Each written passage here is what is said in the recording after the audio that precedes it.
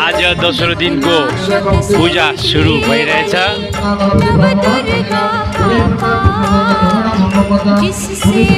बिहान बिहान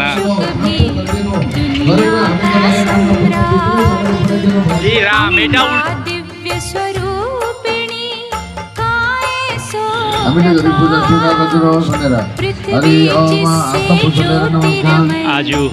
नवरात्रि पूजाको तेस्रो दिन माता चन्द्रघण्टाको पूजा हुँदैछ